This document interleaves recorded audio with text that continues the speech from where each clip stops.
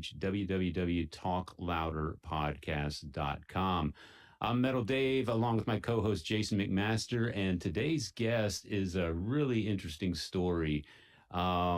You'll probably know him best for being the designer, illustrator, artist behind the Judas Priest album cover Firepower. That was Yes. Judas Priest's latest album, came out maybe a couple years ago, I guess. Anyway, it was a great album. It was well received. It went to the top of the charts all over the world. And this guy is responsible for the cover. And the story behind how he got the job is really interesting. That job and some others that he's done. So we'll talk to him in just a minute.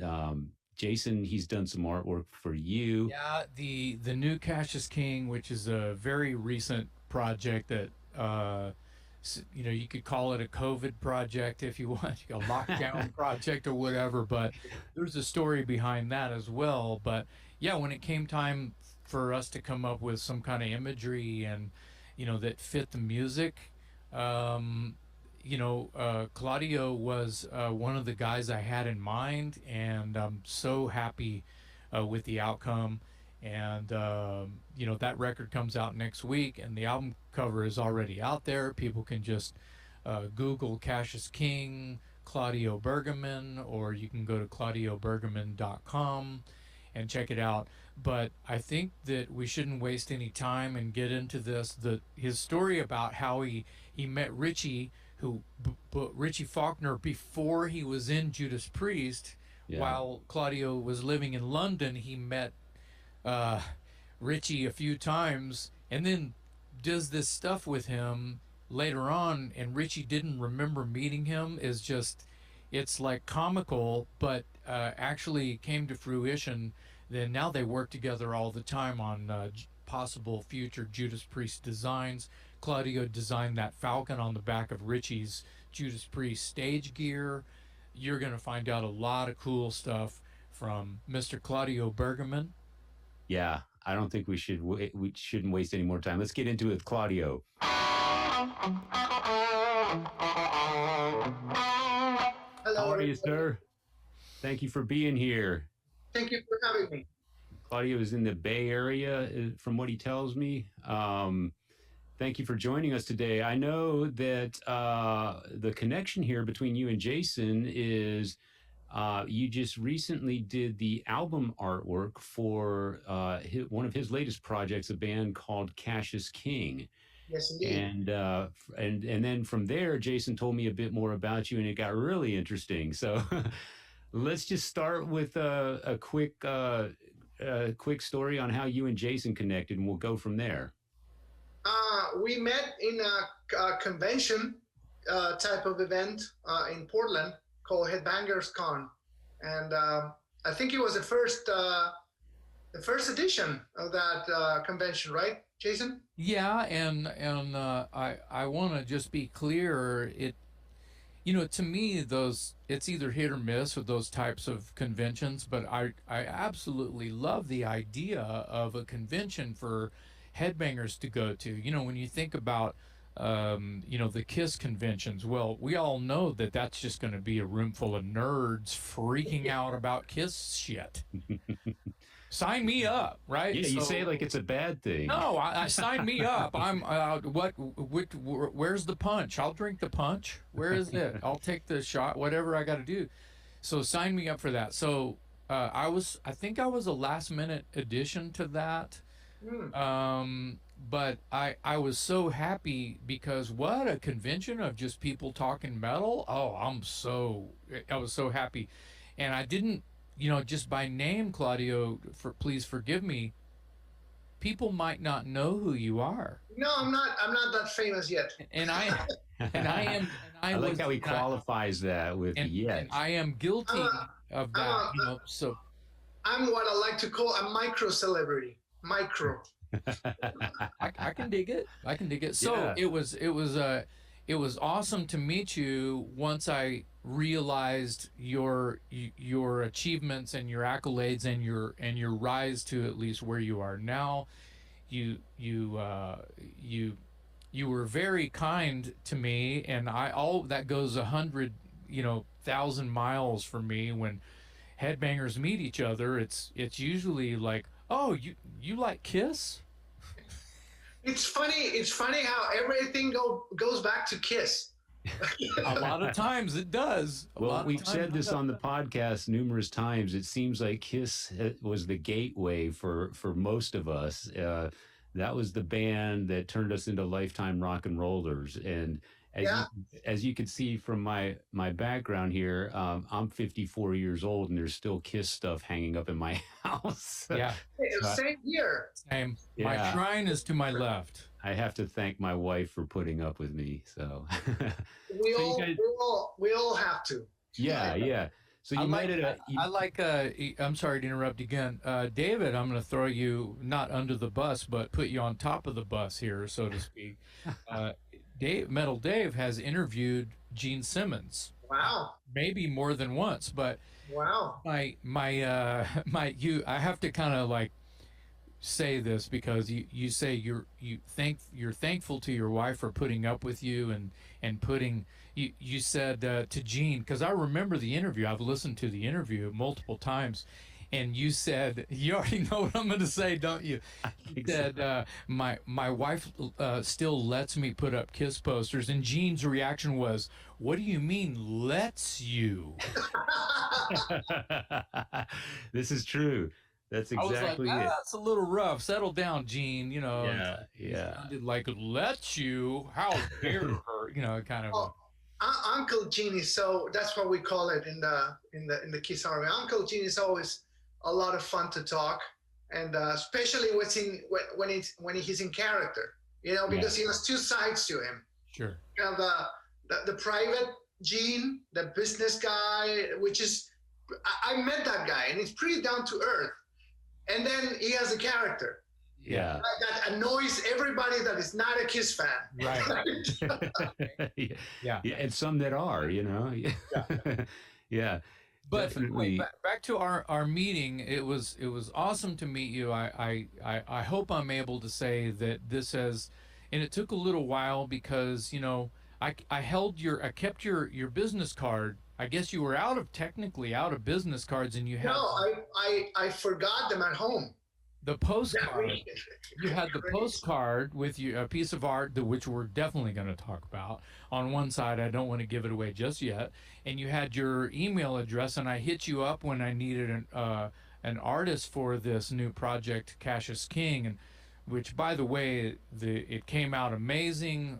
It's, you know, anyone can go look up the new Cassius King record and see the art.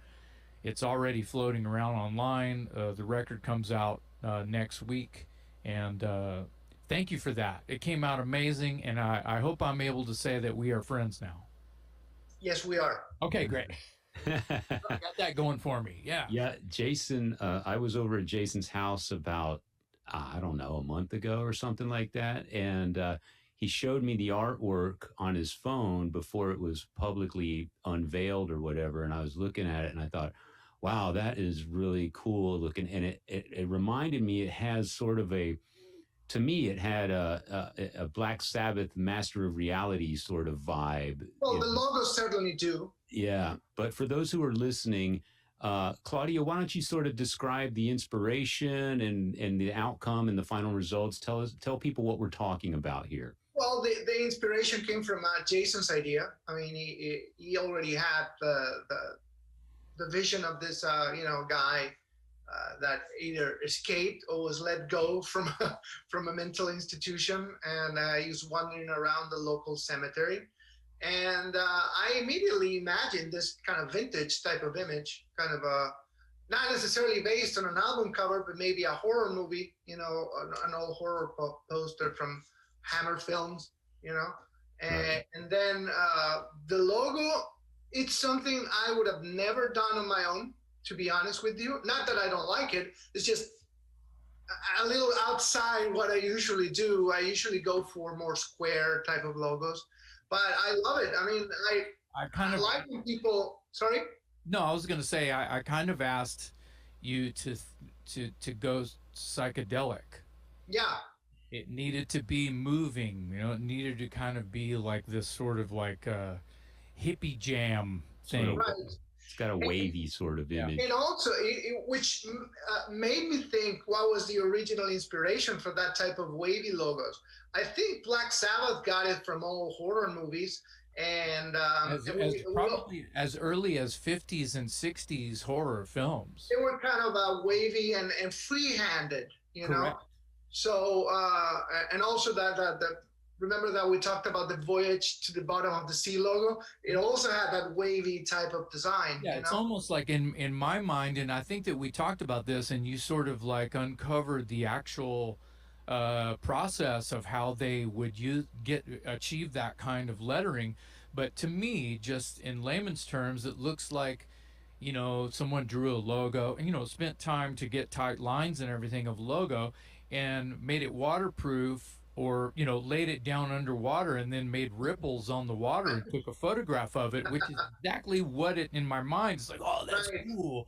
But honestly, that's, you debunked that and said, that's not how they do that, Jason. And then you told me how. But regardless, I love the way the logo came out. Yes, it's a kind of an homage, kind of a ripoff of what the Master of Reality logo is doing. But again, to be clear, once you start digging back in time as far as like the old original horror movie culture goes, you start to see this type of a font, if you will, of this kind of moving letters, right? Well, in fact, if I remember correctly, a lot of Sabbath, the band, took a lot of inspiration from old horror movies. It took their name from horror. The name comes from a Boris Karloff movie, right? Black Sabbath. Yeah. Right. And all those 50s and early 60s movies had that kind of either kind of a freehand, a very bold type of logos, you know, and which I love. And I actually have done some of that for some of the, you know, the other side of my work, when I work with cryptozoologists and you know, the Bigfoot explorers. Yeah, we're gonna have to talk about that. By the way, let me just raise the flag here for a second. Claudio is into some strange shit. Aren't all artists? And so am I. So this is really great that we get to hear he has literally touched, like, you know, rubbed elbows with Travis Walton, people who have been abducted, Bigfoot researchers, sort of like, not necessarily the macabre, you know, he hadn't like held the fang of Count Dracula or anything yet. Not yet. But you know, it's going that route. So I think that yeah, this is going to be a good episode. So let's go into how you did. So we've got a lunatic, you know, here's my idea that we got a lunatic standing in where'd you get the graveyard, Claudia? Oh, the graveyard is a photo shoot I did about 13 years ago in London. I was exploring the city while I was living there, and I was particularly interested in Gothic cemeteries, you know, Victorian type of cemeteries with big mausoleums and, you know, statues and all of that. So everybody kept telling me, you have to go to Highgate. Where's that? And it's in West London. It was almost an hour trip from where I live, all the way across the city. And then you get to this really nice kind of a secluded suburb of London, very traditional.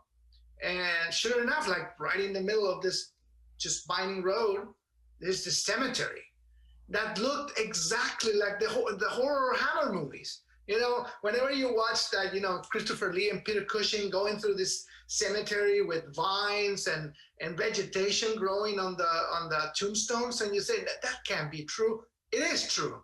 I mean, and you say, well, they don't have a caretaker that they would, you know, cut the vines. They grow so fast that it's very hard to keep the tombstones clean, you know. Yeah. So that's what, anyway, the person. Especially when they're that old. How old do you think some of those? How old is the cemetery? Cemetery is at least 500 years old. And it's very, very old. Yeah. Okay, so it's actually amazing that I pitched the art idea to you, and you're like, well, as a matter of fact, I have all of these photos from a Yeah. cemetery and blah blah blah. Let's just put your lunatic in there. It's kind of actually working with you was super easy because of the things that you're already into. It was just a really good match, and Well, the cover is great, and the idea, if I don't say so myself, actually really worked out well. yeah, and then the character is a friend of mine, and I photographed him by the pool in his house. So it was just a matter of cropping him and match the light Did you of use the existing picture. did So you use a green screen or? no, Oh, okay. You just I just you do have to be mindful of the light direction though, sure. because I mean if the original picture the light comes from the left and then you have the character with the light coming from the right, Yeah. then it won't match. Based So on the- there has to be a certain amount of awareness of the light design and tone of the two pictures so they would match. Yeah. I've seen a lot of Photoshop jobs on the internet that are not necessarily badly done in terms of Photoshop skills. Everything is well cropped, everything looks professional, but then they didn't pay attention to the lighting, and you can tell there's elements that don't match. Oh, I can see where they crop that, you know? So that's kind of the biggest mistake I see on Photoshop work on the internet, like not paying attention Yeah. to collecting the different photo elements, you know? So the fact that I only knew you prior to be an artist, an illustrator, and I want to get into like your earliest, how did you get into that? When did you start sketching? What was your influence? Were you, I mean, I'm gonna guess movies and comic books from when you were a child. And cartoons. Cartoons. All right. And Kiss. Well, yeah, and Kiss, right? So that is that's kind of, I don't like the word generic, but that seems like it would be common with the style that you have sort of, carved for yourself. Would you agree? Yeah, Okay. I do, but it's But been the a fact that you're doing, the fact that you're a photographer and can also, manipulate, uh, photography into and it's conceptually sound. I think that comes from how great. By the way, I love your art. I love your sketches. Your illustrations are incredible. Thank you.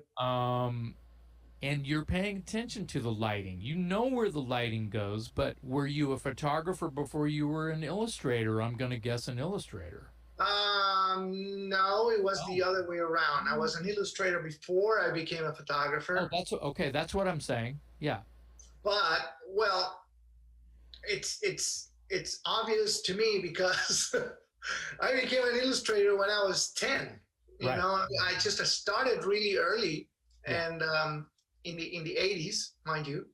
Yeah. I was 10 in the mid 80s. Okay. You're a young man.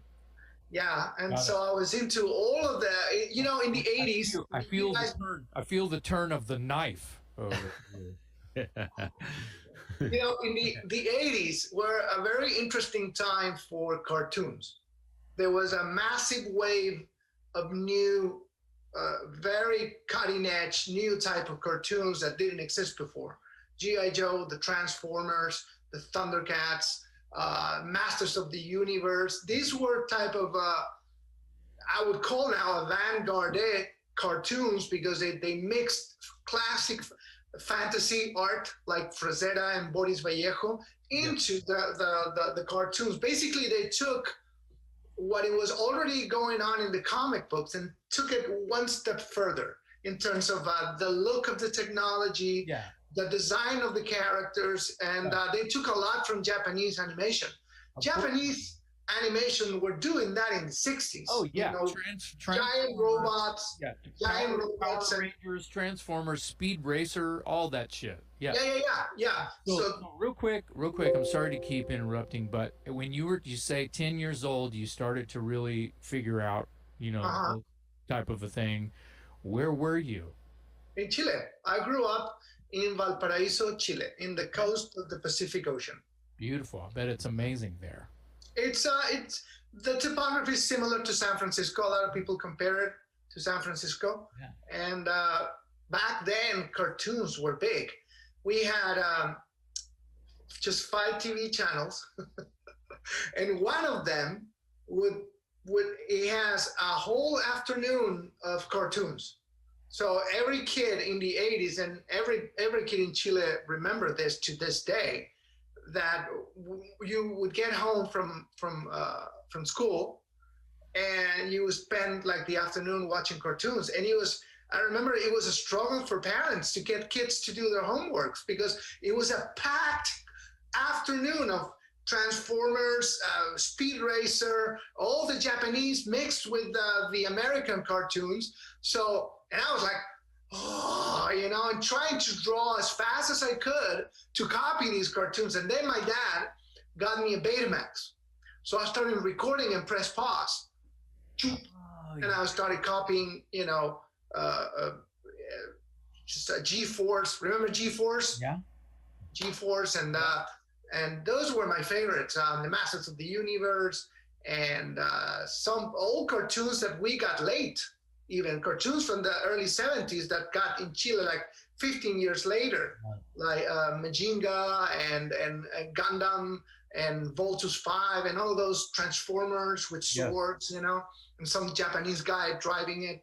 So a lot of inspiration came from that, which later in the story will translate into a Judas Priest album cover. Yay! Right? That's right. Yeah.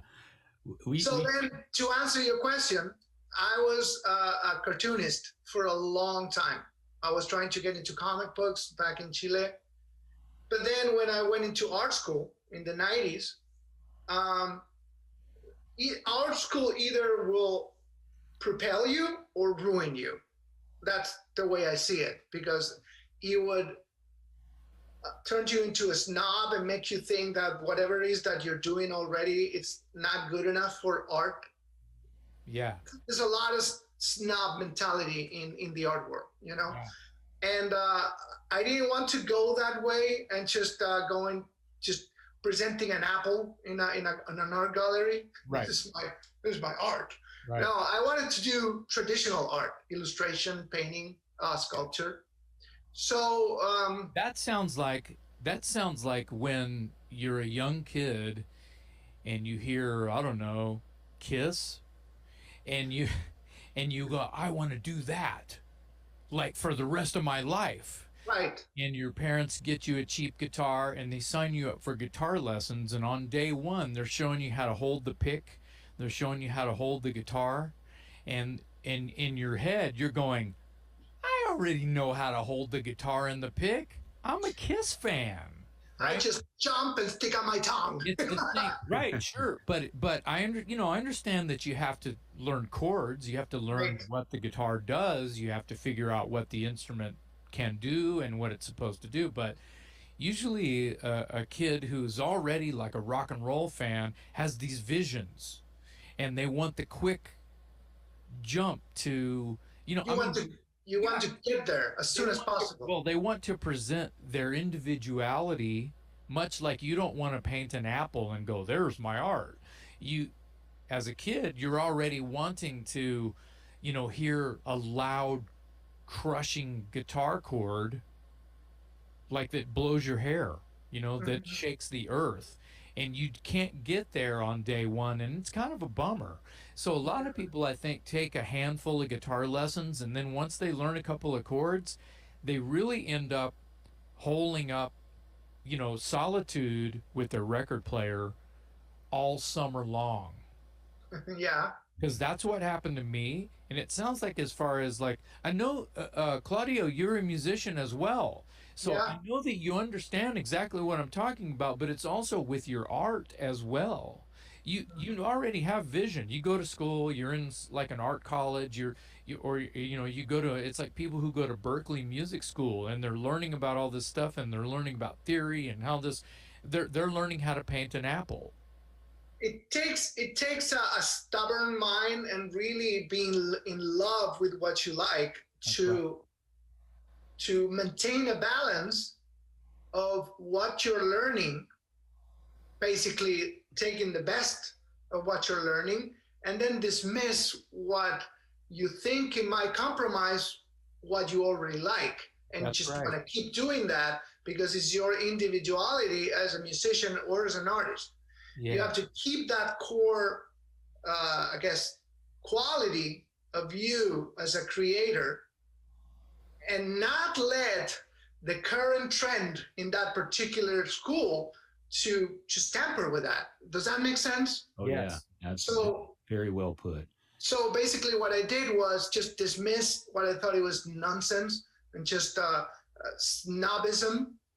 Just keep the good teachings from. There were certainly a few teachers, few art teachers that I'm friends to this day that really shaped me in a good way. But there were some others that I couldn't stand. I just went through the motions to approve the courses, but I couldn't stand them. I thought they were snobs, just unbearable snobs, you know. So I was just like, yeah, okay, whatever. I'll just approve this and just get over it, Right. you know. Yeah. Well, you already. I think that you probably already saw your path on what you liked and the styles that you liked, because when you think about, I mean, some of your art, and we're gonna post some of your art as we talk about it. Everyone who is watching this on YouTube can see, or just go to your website, which will give you the website. We can give it now if they want to write it down. What's your website? ClaudiaBergamin.com. That's the one website. And then I have another one who's Bergamin. It's bergaminart.com. And that's my online store. That's where I sell all my prints. So pay attention to the detail. Click on these photos of his art, these prints, and the detail is amazing. Your illustrations look like photographs, and your photographs look like illustrations. Yeah, that's true. I guess it has come to that. It wasn't always like that. Well, I didn't, like I said earlier, I didn't know you were a photographer. I just thought you were an illustrator, and I thought that my vision was going to be this illustration. And we had a little bit of they're called deadlines. You know, professionals have deadlines, and we had to get up to well, for the quality of work that we need and the time that we have, it's going to be photographs. And obviously, I was fine with that.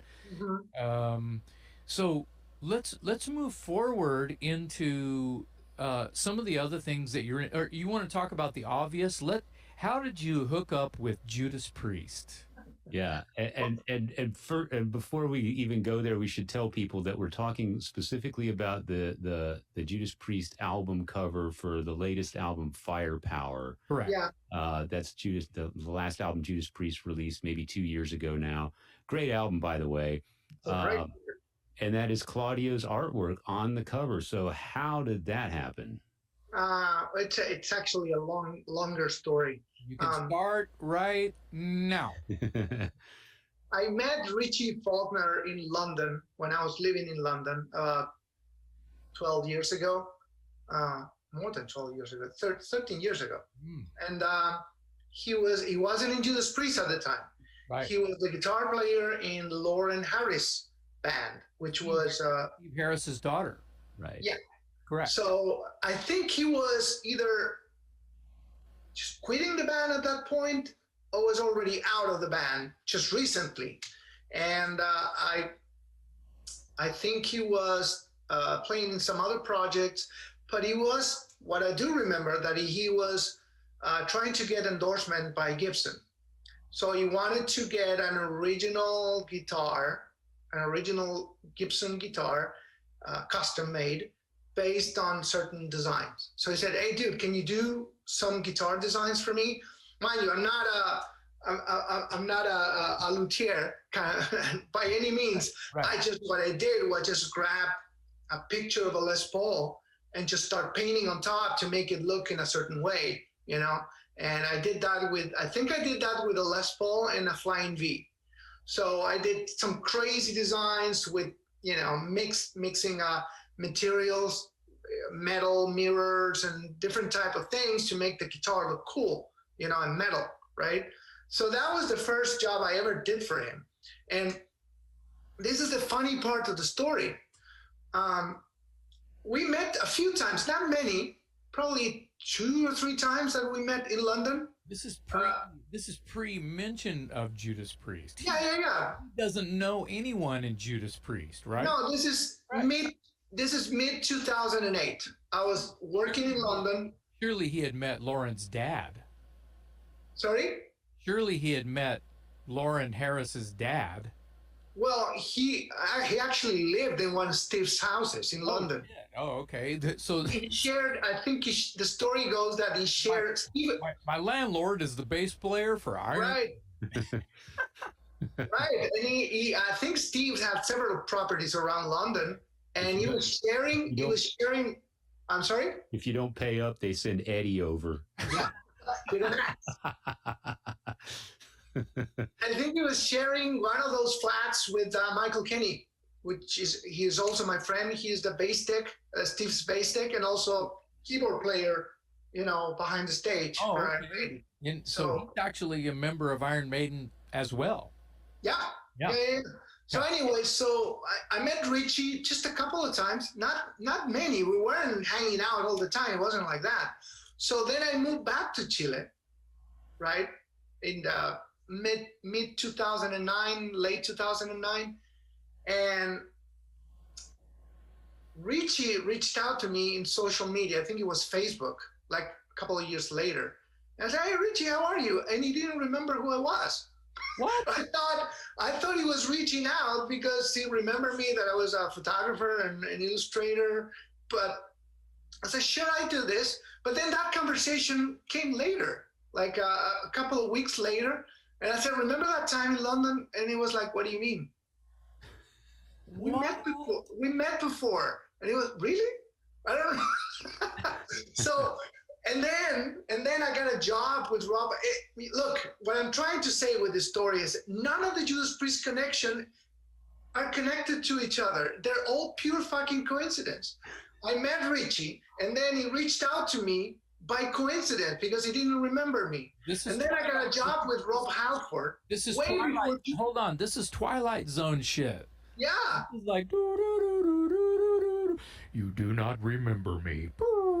So why was he reaching out to you if he didn't remember you? Was it just he saw my artwork on Facebook. He liked it, and he okay. Nothing related to us meeting before. Okay, gotcha. Or the guitar designs he asked you to do. Right. Okay. Right. So no. Wait.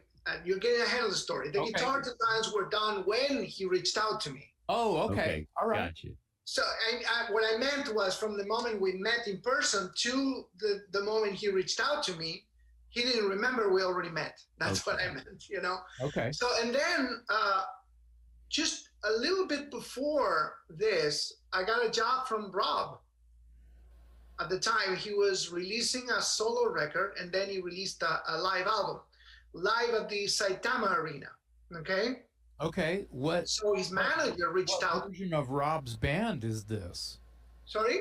What version of Rob Halford's band is this? Is it 2? Is it Halford? Is it Fight? No, Fight and 2 hadn't existed for like 15 years at that point. Oh, okay. So, all right. Just getting some timeline. This is Halford. Halford was the only active band he had at the time. And I think he's still active with that band. Is the live, it's not Live Resurrection, is it? No. Oh, okay. No. Funny enough, that's another weird connection. Have you seen the Live Resurrection album cover? Yeah. I have it. It's Rob holding a flag. Have you seen it? Yeah. That's the Chilean flag. And I'm in that audience. In that picture. Wow, that is awesome. You were destined to get this job. So tell us one more time, what album covers did you do for Halford? You did wait. Yeah, well, we need to go through the timeline for this. Okay. So around the same time I was doing this job for Richie, and before he joined Judas Priest, I did this job for Rob I think it was a few months before he joined Judas Priest, right?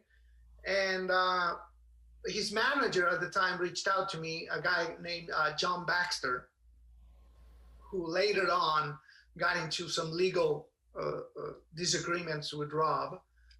It was I read about that in Rob's book. Yeah, I don't want to talk shit about people, but he was kind of an odd guy. You know, he was odd. It was an odd job. He asked me to do the sci-fi illustration for the album cover, which I did. And I sent him sketches and advances. You know how it works. You know, there's no surprises with what I do. I usually keep the client informed of what I'm doing. But then, just when I finished this fucking very intricate, complex illustration, he changed his mind. And he said, you know what, we're not sure anymore. It looks too cartoonish. We want something simpler. I said, fine, what do you want? And to their credit, they still pay me what we agreed. And they give me even a little bit more for the extra illustration. And the illustration was very simple. I just took a part of the illustration, the cover, a part of the illustration and overimposed it in a live photo of Rob, right? It's a cool cover, but it's nothing special. And it took me this percentage of the time that it took me to do the other illustration. Okay. So I was kind of disappointed because whenever you do a job, any type of job, you expect that the job speaks by itself and gets you more jobs because it's good. Yeah. This other cover, the second one, nobody's going to call me because of that. It's very unimpressive, right. You know? Okay. So. And again, it's Dave's question, just again, regurgitated. What live album cover are we talking about? It's called Live at the Saitama Super Arena. It came out in 2011, I think. I don't think I have that. It's an album and DVD. Okay. Well, it's recorded on an arena, a big kind of a state-of-the-art, very modern-looking arena, you know, in Saitama, in Japan. Okay. And it came out great. They paid me. Be done with it. And then a few months later, Richie joins Judas Priest, right? And mind you, while all of this was unfolding, I was working with Richie, either with designs for the guitars or I remember I got a text from him one day and he said, dude, they're making my outfit for Judas Priest and I need something to put in the outfit. So I designed a little eagle, kind of falcon type of thing to put on the back of his kind of vest, leather vest. Yeah, I've seen it. Yeah. And I designed that too. Wow. So I was already collaborating with the band into some capacity. And Richie, to his credit, he always tried to push me into the Judas Priest camp. You know, my friend can do this. And but he's a new guy. He's half the age of the other guys. Right. So I'm sure whatever he proposed, he'd taken with a grain of salt. Oh, yeah. Get out of here, kid. Go practice. Yeah. And then to his credit, again, he grew from that to becoming an equal to all of those guys. And now he's like as involved and his opinions is as evaluated as Rob's or Glenn, and it's a credit to his intellect. He's a very bright, very smart, very perceptive type of person. He knows exactly where to go, what to say, and what to propose, either musically, graphically. He's a great guy to work with. He has great ideas, and what it's most important of all, he understands Judas Priest because he's also a fan. Yes. You know, so he knows what the fans want and are expecting. So I would say he keeps. I wouldn't say I have to, pick my words carefully here. He knows what to propose to keep the band in a certain train, in a certain role. You know what I mean? Yeah, I do. And when the time came to do his first record with the band, Redeemer of Souls, he called me And I actually proposed ideas for that record. But I guess they weren't ready yet to go back to the metal creatures, the robots, the Transformers, because basically that's what they did in the 80s. Yeah. Screaming for Vengeance and Defenders of the Faith are Transformers. That's what they are, you know. Yeah. It's based on Japanese animation, you know, and so I wanted to go back to that, because if you look at the Mark Wilkinson's album covers, the other guy, the guy who's been doing the covers from Ram It Down on. Okay. He is more into Sad Winds of Destiny. That's what he likes. He likes the winged creatures, kind of the angels, the fallen angels. Yeah. I like that. But to me, Judas Priest is metal creatures, robots, right? Yeah. So I wanted to go back to that. So what I proposed for Redeemer of Souls, which at the time, the working title was Metalizer. Isn't that metal? Yeah. Metalizer. So I went back to one of my favorite Priest album covers, which is Killing Machine. You know, that face with the glasses. Yep. And they turned that cover into Hellbent for Leather, known by most. In America, it's called Hellbent. America's Hellbent for Leather, and in Correct. Killing Machine. Killing Machine. Yeah. Yeah, but it's the same image with the shattered glasses and the helmet, and yeah. Right. So I turned that cover into a robot face, like a transformer face. Ooh. Very intricate with a lot of details, you know, joints and moving parts, and I did three very different robot faces.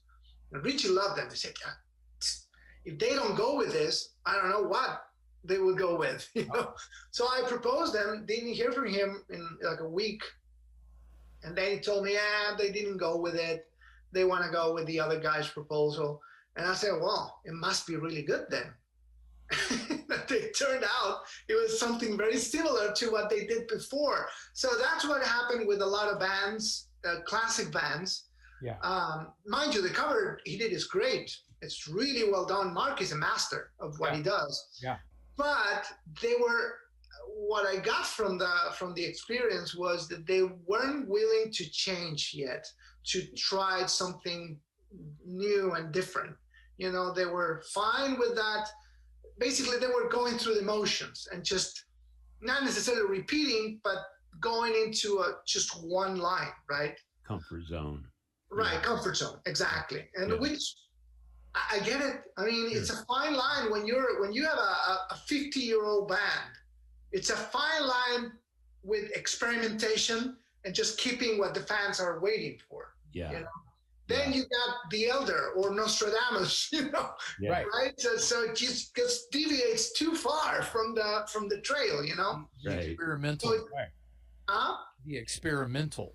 It's a fine line, especially for a band like Judas Priest, you know. Sure. So when the time came for Firepower, I think they went to Mark first before me, because that's what they do. I mean, they've been working with the guy for 30 years. So I get it, you know. But apparently they didn't like what he proposed. And mind you, I've never seen that proposal, ever. Nobody has ever shown it to me. And Richie described it to me kind of, and I said, and I can imagine it kind of looks like the previous album cover, you know? So, and I said, I'm gonna put all my chips in just one proposal. And and I have to give credit where credit's due. Richie was texting me like every 15 minutes, like throughout that weekend. Hey, you have to include this, and he would send me pictures of Japanese robots and and video game art, you know. And I was like, he was processing everything. He was maybe being suggestive research. Yeah, no, well, this idea, Firepower, is 50% Richie's too. Yeah, okay. What I did was just grabbing everything from the ether. He was like throwing ideas all over the place, and I was just grabbing and put it all together. And this was a Friday, if I remember correctly. I got a message from him. He said they didn't like Mark's proposal. Propose something fast, like quickly. Uh-oh. And I'm like, you know. So this was a Friday. I went all the way from Saturday to Sunday smoking weed and just sketching, you know, and I did all the sketches on paper. I wanted to go old school with this. And then I got a sketch I was happy with on Sunday evening. Put color on it, proposed it on Monday morning, and it was approved by Monday evening. Wow. Yeah. That's awesome. That's in a matter of hours. Wow. It's not, and if you look at that sketch, it's the cover, but rough. It's the same cover, but it's just pencil and quick doodles, you know, but it's the same cover. I mean, it didn't change much. It was just refined for the final version, you know? Right. So is it fair to say that's easily your most widely recognized piece of art at this point so far? Why? Yes. Yeah, I would imagine. I mean, you don't get much bigger than a Judas Priest album cover. Holy smokes. And especially an album that, I'm a big Judas Priest fan, so is Jason. And that album, I think, is a great, great record. So not only is your artwork featured on a Judas Priest album, it's also featured on a Judas Priest album that, in a lot of respects, was viewed as sort of a bit of a comeback for them. So it was getting all kinds of press and rave reviews and everything. So you're attached to something that not only is a legacy brand name, but is considered to be, one of their better pieces of work in recent years. So that's huge. It is, and they are aware of that.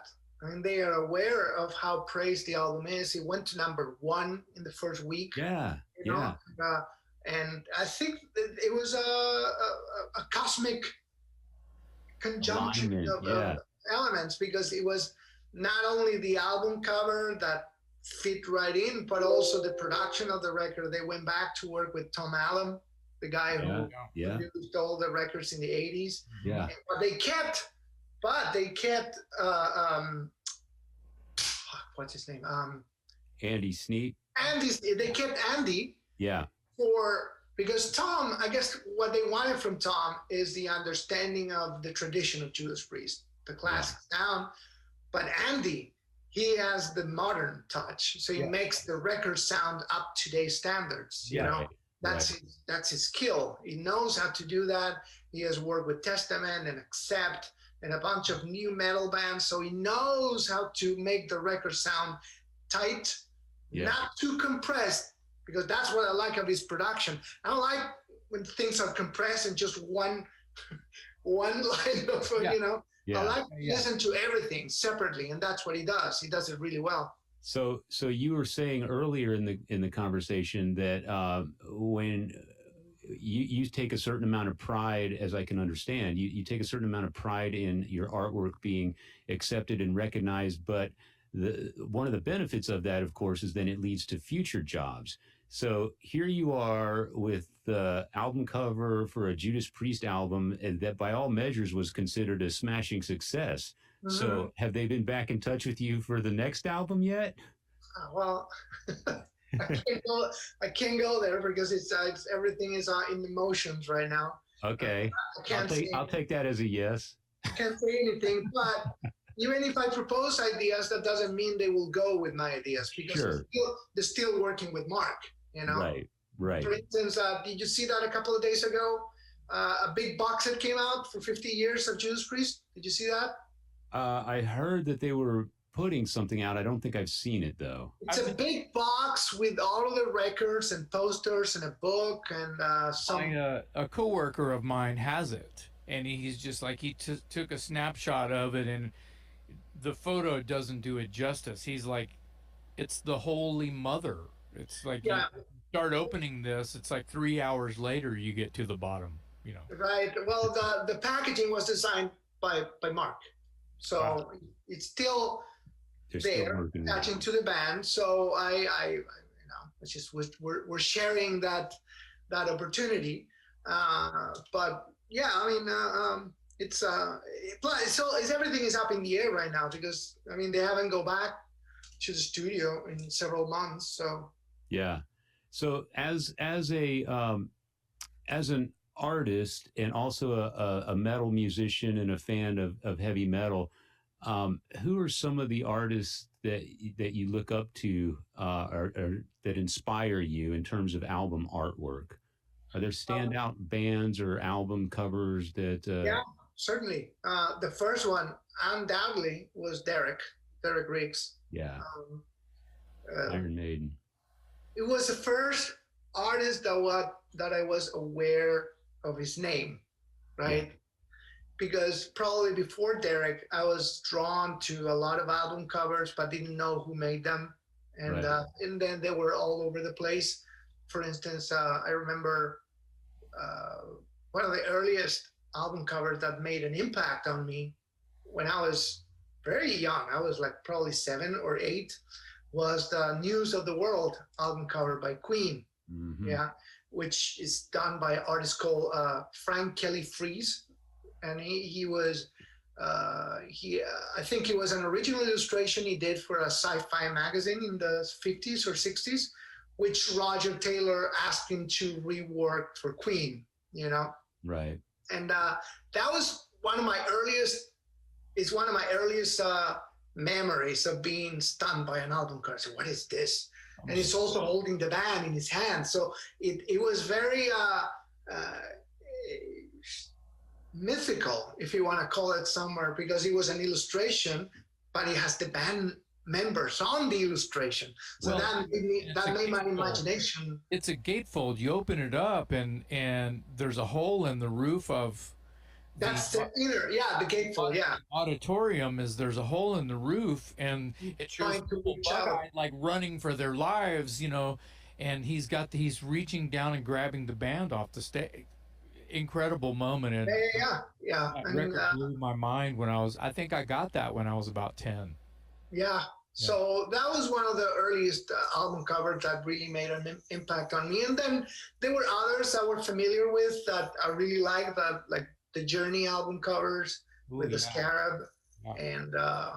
and but then and the Kiss album covers too. Some of them are great. Destroyer, Love Gun. Yeah. But then when I first saw, and this was the album that just came out when I just started getting into rock music, was Somewhere in Time by Iron Maiden. Oh yeah. And that was a game changer. I was like, whoa, what is this? I've never seen an album cover like this. It was just so original and bold and well done technically. So he had a lot of factors combined in one album cover. It was creative. It was mind-blowing in terms of the technical skills. And I had to get this record and see what it's all about, and then that led me into, it was right about the time I was discovering heavier music, Iron Maiden, Judas Priest. So Derek was certainly the first one, and then I started to discover other artists like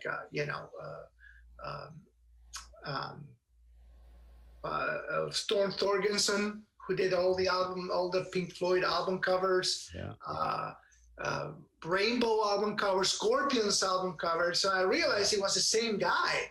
Yeah. Who did the Blackout album cover. Sorry, not the Blackout, but the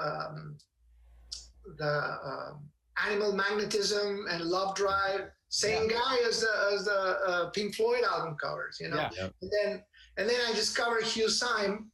He does the Rush album covers. Mm-hmm. So this all unfolded when I went into this rabbit hole that Derek got me into. And then when I met Derek years later, I said, you know what, this is all your fault, Where did you meet him?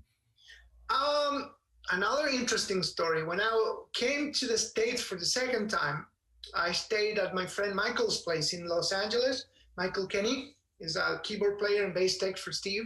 Uh-huh. So he knew Derek because when Maiden was recording all those awesome records, Peace of Mind, Power Slave, they were recording those albums in the Bahamas.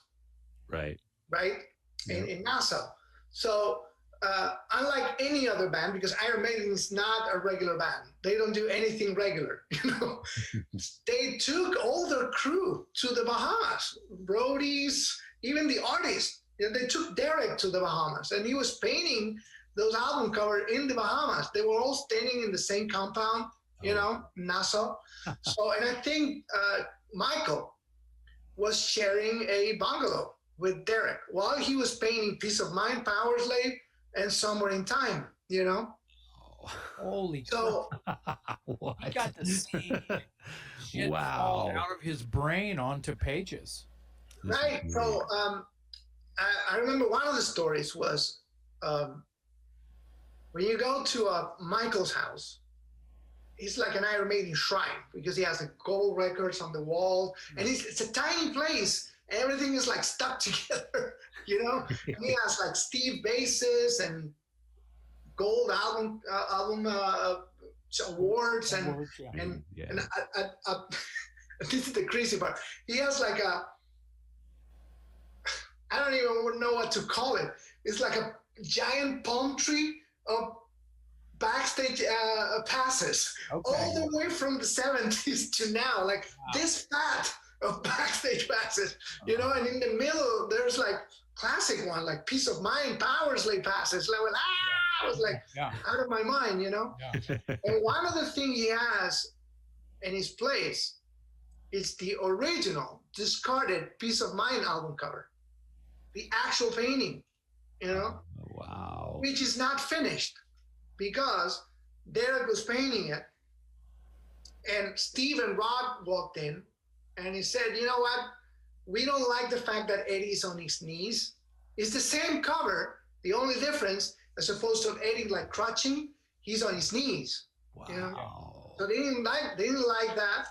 So, mind you, this is way before Photoshop. Everything was done in an artboard on gouache painting, right? Yeah. We have to start over. Yeah. You can't paint on top, Right. So he did the album cover, everybody knows, right?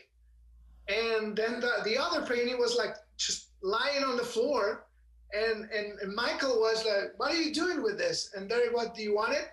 "Sure." So he took it home, still has it. People has offering him 6 figures for that painting. I believe it. God, that's crazy. So, and I have a picture. I'll send you a picture so you can overimpose it here. I have a picture of the painting. So, and I said one day while I was staying at his place, I said, people, an exclusive. So I said, "So, are you still in touch with Derek?" And he said, "Yeah, every now and then." "Can you take me to his place?" "Begging you, please take me to see Derek Riggs." Yeah. So we drove to Southern California. That's where he lives. He lives in Orange County. So he took me there. I tried to behave, not to be too much of a fanboy. Yeah. But it was a great experience. I mean, I was like biting my lip not to make all kinds of annoying questions about the album covers.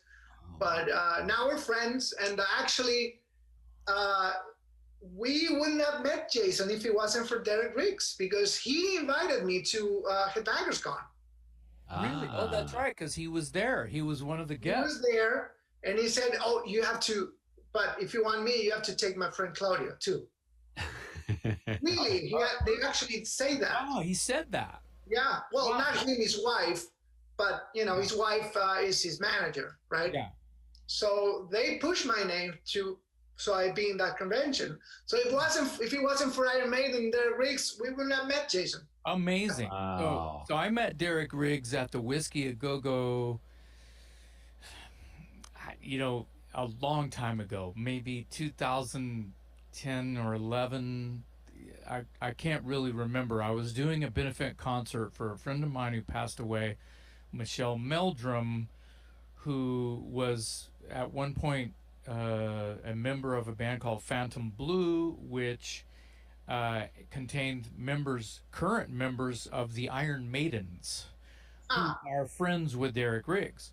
Now, Tommy Pond's The Dangerous Toy, and I met Derek Riggs. He was there hanging out because he knows the Iron Maidens, Phantom Blue, and it was family night at the Whiskey. It was a celebration of Michelle's life, and I was flown out to perform some songs basically with the Iron Maidens, they learned. I did a couple of old Paul Di'Anno songs with them, Wrathchild and something else, and they learned "Scared," the Dangerous Toys song, and sang "Scared" with the Iron Maidens. Wow. Yeah, it was really special. Wow. And I had known Linda McDonald, the drummer. I met her at Michelle's house in like the mid '80s. She So played in another band, another girls band in the 80s, right? Well, what's the name of that band? if it wasn't Phantom Blue, I'm not quite sure what it. I think that's what it was. It was an all-female band, right? Yeah, Phantom Blue. Yeah, Right. yeah. Yeah, That's yeah, the band I'm talking about. Okay, so Tommy Pons met Derek Riggs a couple of times, and at one point he took my first Iron Maiden cover with him and had it signed, and then brought it back to me. And you can see Derek Riggs. To Jason, all the best, Derek Riggs, and I love it that he put the little symbol that he puts on Yeah. artwork. That's his signature. Yes. Yeah. And then here, It's if you look at it, it's a D and an R opposite. yes. That's Yeah. what it is. Yeah, it is. But he did write his name too, which I'm glad he did, because, yeah. Yeah. And then years later, right around the time that it was actually Paul Di'Anno was doing a solo tour, and this would have been in 2010, I think. I met my wife for the first time at this Paul Di'Anno show. It was in January of 2010, I believe. I have the set list, has the date on it, and I had Paul Di'Anno signed. So I only have Paul Di'Anno and Derek Riggs. I only have Paul Di'Anno and Derek Riggs on the. I'm so bummed not that I only have. And you raised the value of that record for like 1,000%. Maybe so. Maybe so. I have the first one, Killers and Made in Japan, all signed by Paul Di'Anno, but no You're Derek winning. Riggs. You're kind of winning there. No Yeah, Derek but Riggs. I probably actually devalued him because I insist that they all sign it to Dave. So right. it says to Dave, Paul Di'Anno, or it says to Dave, and he signs all of them with cheers, Paul Di'Anno. Mm-hmm. But yeah. So Claudio, if you could design or illustrate an album cover for any band in the world, which band would you choose? Good question. It's not that hard to imagine which No. one it is. Although Jason might be thinking on a No, different I'm map. not. I'm wide open. I'm trying to not make any assumptions. I'm going to take two guesses, and here's my guesses and the reasons why. I'm going to guess number one, Iron Maiden, just because of the legacy of Derek Riggs and their awesome artwork, and Yeah. number two, I'm going to guess, for not necessarily for artistic reasons, but for commercial reasons, Metallica, because there's just not a bigger metal band on the planet. So, am I right on either one of those? You're not wrong, but Metallica has never been one of my aspirations. One, because I know they haven't done an illustration on their album covers in a long time. Like the last one was in 1989, and I don't see them putting an illustration anytime soon on any of the album covers. So there's a certain factor of realism that, Yeah. Okay. you know. But Iron Maiden, that's it's not only my style would not only match what they like, but it's also a possibility because I know people, but it hasn't happened yet, and it's not because they haven't seen my work, because I know they have. Yeah. It's just because Iron Maiden is huge. It's a big company, so they work with not one guy anymore. Now, in the 80s, it was only Derek. Right. He was the only one doing all of these fantastic illustrations, and they have them on the payroll. I mean, it was almost another employee of the company. I don't think that was the deal, but it manifested like that, right? He was always working for Iron Maiden, like full time. Well, he was doing We have T-shirt designs for the tour. You know, different markets would have a new T-shirt. That's Derek Riggs. And not only T-shirts, he did posters, Christmas cards, tour books. I mean, for each album, you have like 15 illustrations. You know, it was crazy. So he was working all the time.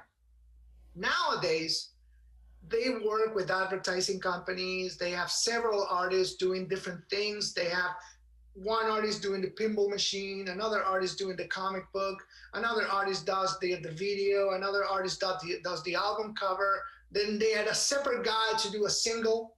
So I think he has grown into this big monster, and just one artist getting there is very hard because you have to go through a secretary, the secretary of the secretary of Rod Smallwood, and then you will get to Rod Smallwood. So it's hard. I know Michael has pushed my work into, I know Steve has seen it, but beyond that, I don't know. But Iron Maiden would be great. Yeah, Well, everybody's seen your work at this point, man. I mean, what an honor to have your work featured on a Judas Priest record. Wow. Yeah. It's amazing. And even if I don't do another cover, I'm just very happy that I did that one. You know. Sure. Yeah. So Claudio will explain further and fill in the gaps here. A lot of Claudio's art, seemingly a lot, is a lot of UFO and Bigfoot stuff. And I'll just, for lack of a better word, Claudio, excuse me, I'm going to say the phenomenon of each, as well as more things. Claudio might be into some weird shit. To me, Bigfoot is not weird. Well, I like to call it high strangeness. Ooh, I like that. Is that the name of your new doom metal band? I was gonna say High Strangeness. An album title. Yeah, that's really good. Anyway, so Claudio has gone to these sort of, excuse me if I say it wrong, alien conventions, or where people who have a story, like Travis Walton, who was apparently abducted, and a Hollywood adaptation of his story was made for it in the 90s called Fire in the Sky. There's a book version that Travis probably wrote with a writer. And no, he wrote it himself. Yeah, that was interesting. I've always been fascinated with high strangeness and paranormal phenomena and cryptozoology and ufology. There you go, all the terms in once. I love it. Well, so, and it shows in your artwork, which is kind of why you're here on Talk Louder today. So let's keep it within your realm, but as reasons why you need to explain, because Dave hasn't seen these prints yet, but I want you to start with Travis Walton and the prints that you. I need to go back. I need to go back a little bit before that. When I was a kid, along with cartoons and science fiction movies, I was fascinated with all of these topics. And I remember a particular show I used to watch when I was a kid called In Search Of, with Leonard Nimoy. Remember that show? Yeah. And he had each episode, each episode had a different topic, right? One would be about Bigfoot, the other one would be about UFOs, another one would be about ghosts, the Loch Ness Monster. Yeah. So I was fascinated with these kind of shows. You know, I also loved Cosmos with Carl Sagan back in the 80s. Those were some of my favorite shows when I was a kid. So I was always into it. Now fast forward in the story, like to as recent as 5 years ago. Okay. I decided to tackle this subjects in art form, which, mind you, I've never done before. Even with all my previous commissions, never ever done one piece in this subject matter. It all started in 2015. I need to interrupt. I'm so extremely happy that you did, because the shit came out awesome. Yeah. It looks great. And fast forward, because the story about you meeting Travis and everything, and how this kind of steamrolled is awesome. So I had in the back of my mind for a couple of years before that, like from 2014, doing some art for this subject, right? But there's so much that you have to pick and choose what to do, right? So you have to pick the cases that stand out, right? So I did, the first one I ever did was Bigfoot. And I wanted to do the ultimate Bigfoot, is what I call it. I mean, the illustrations, everybody wants to see the People want to see Bigfoot. Yeah. So I did a full body shot of Bigfoot walking towards the camera in the middle of the redwood forest, Okay. like Northern California. Yeah. So I wanted to convey, a summer warm type of light with heavy, thick vegetation around him, but you can tell is the Northwest, it's redwoods or, any national park. And, but I didn't want to show him too much. So I had to, part of his body is covered in shadows. You can see some of it. So I wanted to keep it mysterious, and that illustration was done. I did it on my own. Nobody commissioned it. So I did it on my spare time, posted it on social media with no pretensions of anything, just sharing my interest. I thought people were going to, check out my Bigfoot. yeah, I thought people were going to laugh. Some people laughed, from old friends, Mm-hmm. but this thing exploded. Of course, it got shared in every fucking Bigfoot website in the internet.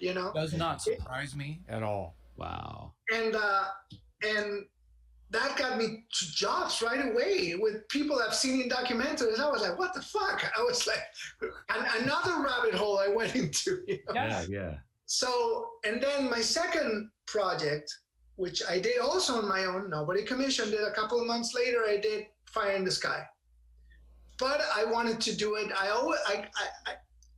loved the movie when it came out. I went to the movie theater to see it, actually. Oh, wow, yeah. I was always aware that it wasn't true to what really happened, but I wasn't sure exactly what were the true events. So I started reading interviews with Travis, watching his appearances in several conventions, just heard the case from his mouth, right? Yeah. And I realized there were several very important differences between the movie and what actually happened. So I said, you know what?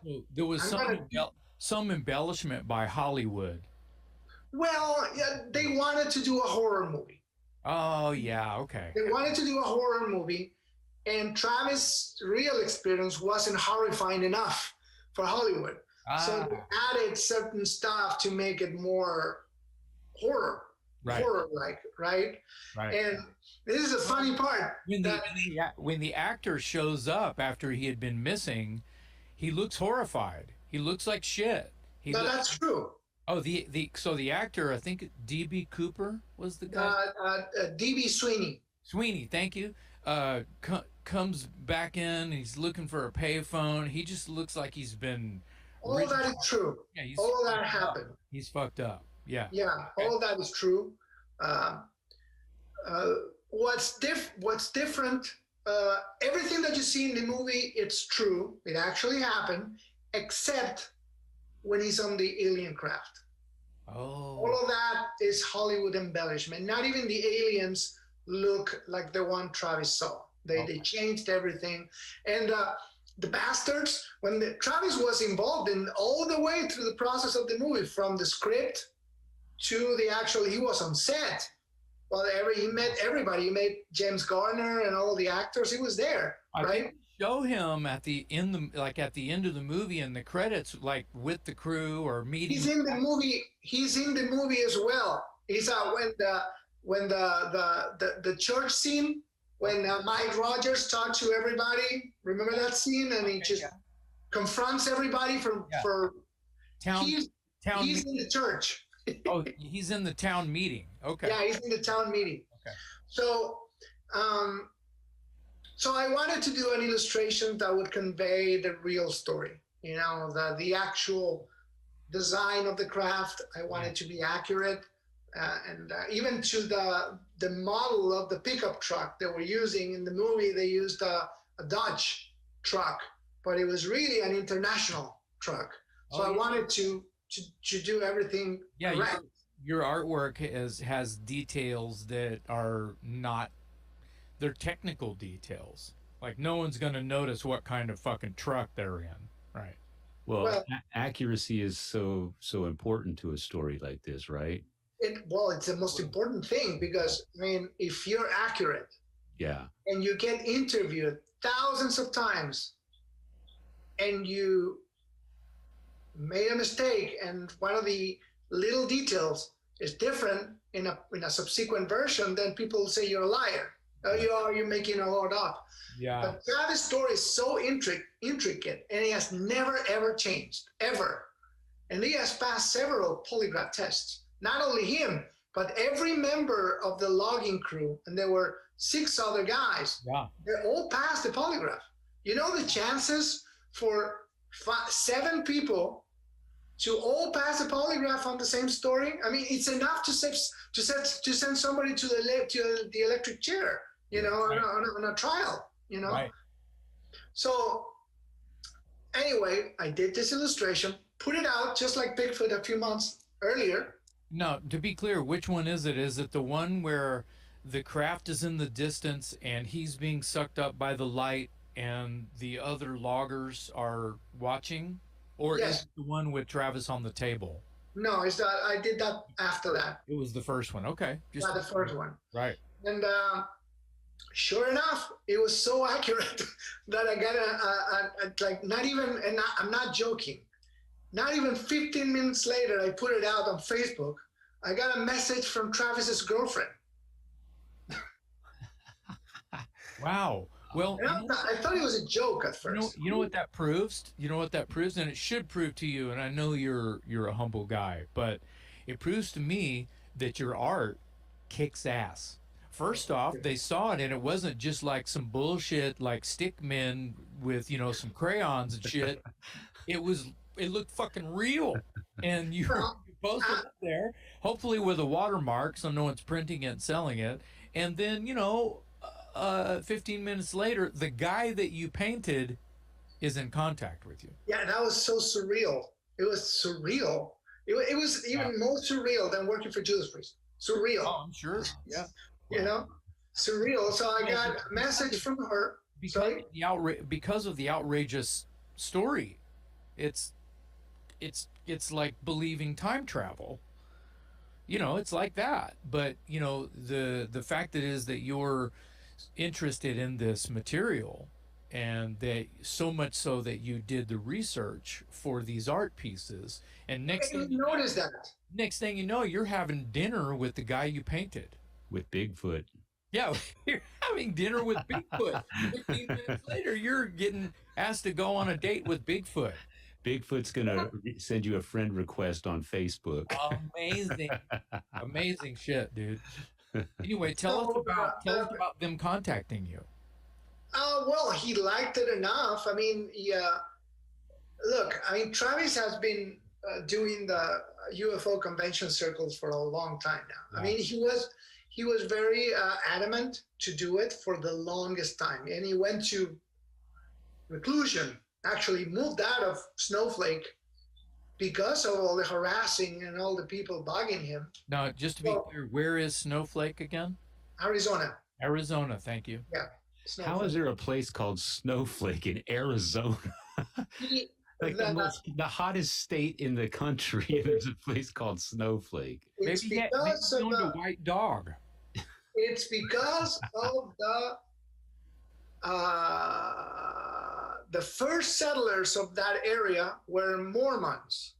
Okay. There were 2 families that set foot on that area of Arizona. One's were the snows, and the other ones were the flakes. That's the story. Really? Wow, that's clever. Wow. You learned something on Talk Louder. That's interesting. How about that? So Travis has done the circle of the conventions for the longest time. And there's a lot, he had done thousands of interviews. And the reason he wrote the book was to avoid giving thousands of interviews. I just put out the definitive version so no one will ever ask me again. That didn't happen, but that was his intention with the book. Right. So he grew accustomed of people giving wrong facts, changing the story for the sake of selling news. He grew accustomed to that, and he said, "You know what? There's nothing I can do about that. it just accepted it, that it was beyond his control. Yeah. What people choose to, the way people choose to present the story. So whenever somebody is accurate, he will stand out for him, right? Mhm. So he saw this illustration, he thought it was accurate enough, and said, oh, who's that guy? Who did that? So he reached out to me and he said, I want you to do more, because eventually I want to change all the illustrations in my book, and I want you to do it. Oh, Wow. So the second illustration, the one you just mentioned, Yeah. I did that just texting back and forth with Travis to get the aliens to look right, you know. Yeah. My first attempt wasn't right. I said, look, they're too bulky, they were thinner, the necks were thicker, and they were just pointing out different things here and there to make them look more accurate. And I tried also to convey just the sheer terror he had while he was on that table, because when he woke up on the ship, he thought he was at the hospital, right? He was like coming out of it. His vision was blurry. He had a bright light just on top of him, couldn't see what was going on, and he saw like several figures walking around the table and said, oh, cool, I'm in a hospital now, everything is okay, right? And then when he finally comes to, you see this fucking alien head staring at him with eyes as big as a coin, you know, like looking at him like that. And he freaked out, just totally freaked out, jumped back out of the table and just grabbed something behind him. And he grabbed this, I guess, glass cylinder. He didn't know what it was for, some kind of tool they had there, started waving at him. There were 3 aliens, short like children, big heads, big eyes, not the classic grays that people are seeing in movies with dark gray skin and black almond eyes. No, they weren't like that. They had big heads. They were very pale, almost transparent pale, and their eyes had the white part of the eye, and they had iris and a pupil. So Okay. but they were huge. Right. Huge eyes, right? They wouldn't talk. They just look at him. And Travis even pushed one of them. And he said they were so light that the guy just fell into the others. They were like almost weightless, like felt like a marshmallow. That's how he described it. And the 3 guys at the same time raised their arms like that, like, hey, dude, chill out. And they left the room and left him alone in this room. If people go to your websites and see this, how many pieces of Travis's story did you do? And I have done 3. what other? You have 3? Just 3. Now there's another art piece that you've done that is the cigar shape craft. Yeah. Is that related to Travis's story? No, it's not. No, it's not. It's just I did just I wanted to do a UFO piece. Yeah. But a lot of people think there's only one type of UFO. It's a saucer, and that's not true. There's hundreds of different types, and the cigar-shaped UFOs are as common as the disc UFOs. So I just wanted to do the generic cigar-shaped UFO. Sure. Well, I really want people to go to your website, claudiobergaman.com. Yeah. Please go look at these pieces of art there. The detail is incredible. The stories that go along with the Bigfoot stuff. I know there's more. I know that you have become friends with Bigfoot hunters that actually live in Texas. Is this true? Yeah, Lyle Blackburn. Okay. He's from Texas. He lives near Dallas, I think. Okay. And he's one of the most well-known UFO trackers around. He's in a bunch of shows on the Travel Channel, History Channel. I'm sure that all of us who are fans of this kind of lore know who he is. You know what? You will like Lyle, because he's also a rocker. Perfect. He plays in a band called, what's the name of this band? Ghoul Town. Oh, I know heard of Ghoul Town. I've heard I've of played them. gigs with Ghoul Town. Yeah, he's a Singer. The singer? I bet I've met him before. Yeah, he's a mustache, very cowboy-like. He Yeah. always wears a cowboy hat. Town has been around forever. Yeah, he Yeah, long plays in time. that band, and he's also friends with King Diamond, Well, if that you makes, believe that. that makes sense because King Diamond used to live in Dallas. He still lives in Dallas. Oh, right.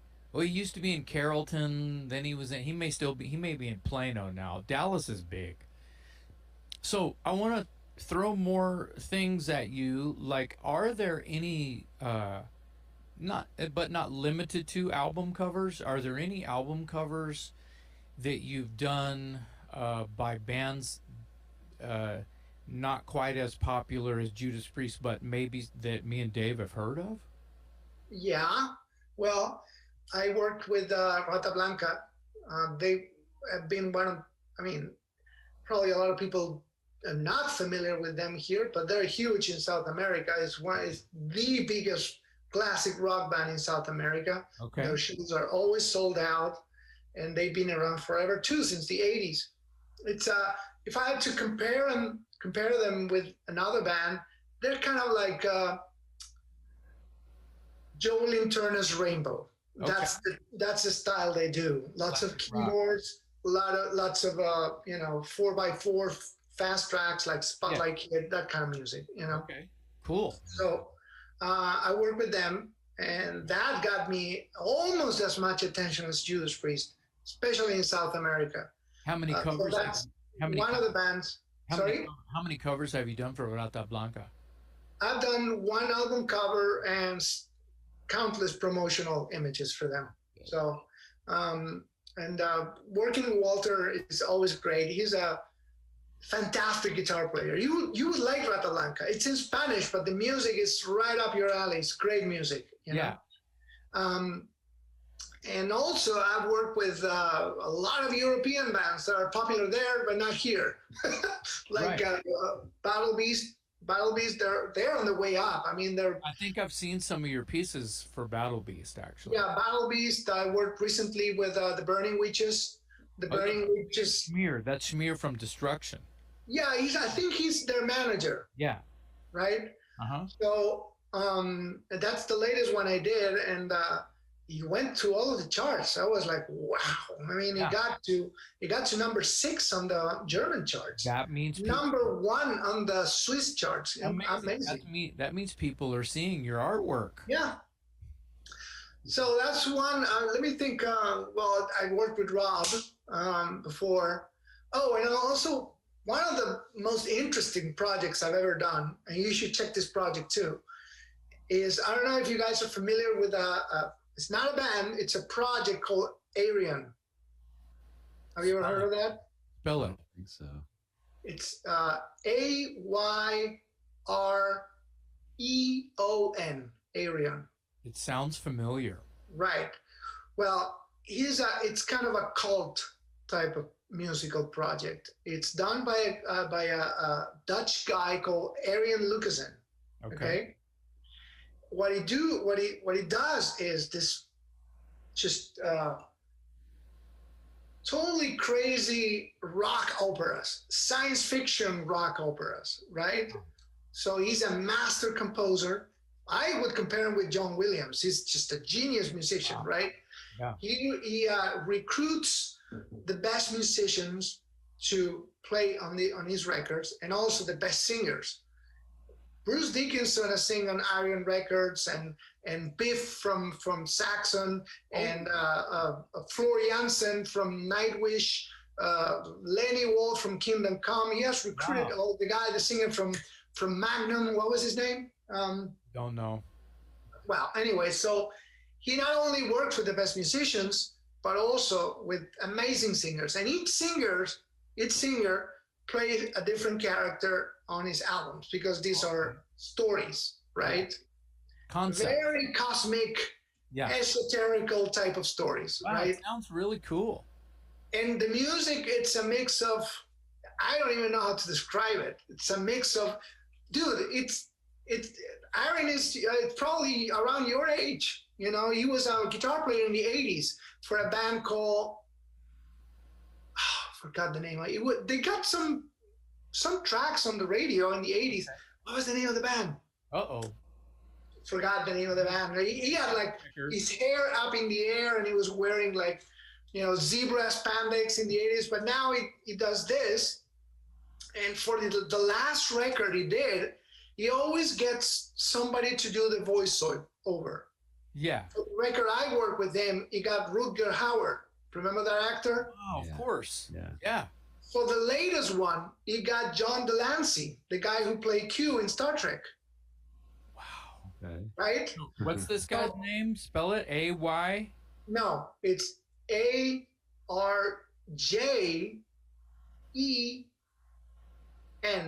A-R-J-E. It's Arjen, but you pronounce it Arjen. The J is an I in Europe. What's his last name? Lucassen.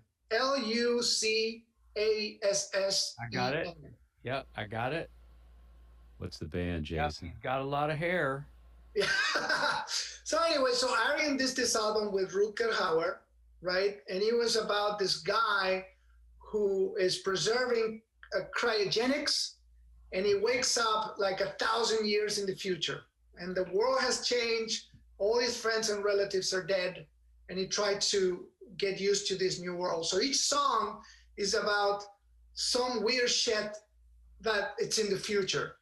For instance, there's another one song called, which is my favorite on the record, and I did a great piece of artwork for it. It's called Pink Beetles in a Purple Zeppelin, right? So the song is about this service in the future that if you want your perfect band that doesn't exist, an artificial intelligence will create this band for you. For instance, if you like Iron Maiden and Kiss, this AR will create the perfect blend between Iron Maiden and Kiss and do it for you, right? So, and there's another song about in the future, just committing controlled suicide is normal. Like if somebody doesn't want to live anymore, you can go to a place and get killed. So Arjen has a mind like this big. So I can guarantee you guys will enjoy the records. They're great music, and it's progressive, like a mix of Yes and Dream Theater and Pink Floyd. Sounds amazing. Everything on the mix, and it's great music. So he was in a band called Bodine, B-O-D-I-N-E. Bodine. Yeah. But that was between 80 and 84. It sounds amazing. The things that you've gotten to do and that you've sort of been able to put your vision into working with artists, singers, and songwriters, and you're a musician yourself. I think that you were right where you need to be, and I really appreciate all of your art. You're really good at what you do. I love the Cassius King cover. Great. Yes, thank you very much for that. And the Judas Priest Firepower cover, you even agreeing that probably be your most popular current work. Everyone, that's going to be their starting point when they look you up. I advise everyone to go to www.claudiobergamin.com, and also he has an online store. Do you want to give us that website? It's easier. It's bergaminart.com. There you go. And I really appreciate you. Dave, do you want to take us out? Yeah, Claudia, I just wanted to thank you for joining us today. That was a fascinating story. What a huge accomplishment getting the Cassius King album cover. I mean, oh, thanks, Dave. I've been a fan of Jason since I was a teenager. So yeah, well, I'm being silly, but the Cassius King album cover is awesome, and like I said, I saw it earlier before it was released publicly, and I thought, man, that's really cool. And Jason explained some of the details that went into it, and then the Firepower album cover. I mean, what a trophy that is to have on your shelf. So congratulations for that, and I hope it leads to more things for you, because it's a great piece of art on an album that was widely circulated and well reviewed, and people were happy with it. So who knows? Maybe you'll get that phone call from Iron Maiden. I hope you do. Okay. And but mainly, thank you for joining us today. We really appreciate your background, your perspective, your Thank stories. you. It's Thank you been for having me. fascinating. Hey, Absolutely. let's do a full Kiss show someday. Yeah, we should. We do a Kiss Nerd episode. Yes, You know, please. Yeah. he would be really good to have on it because he has all the insight on the album cover artists. Yeah, That's another thing I wanna pitch for you guys before we go to YouTube and look for my show with Dennis Wallach. He was the art designer for Kiss throughout the classic years from 1974 to 1987. And what's the So he name? did most of the classic What album is your covers. YouTube show called? It's called The Making of the Kiss Album Artwork. Very self-explanatory. Great. You know? Great. So each episode is about one album cover, and we discuss it at length. So any Kiss fan will enjoy it. Awesome. Thank you for being here today, Claudia. Yeah, Claudia, thank you so much. And thank you all for listening. On behalf of my co-host, Jason McMaster, our guest today, Claudio Bergaman, I'm Metal Dave Glessner, signing out for another episode of the Talk Louder podcast.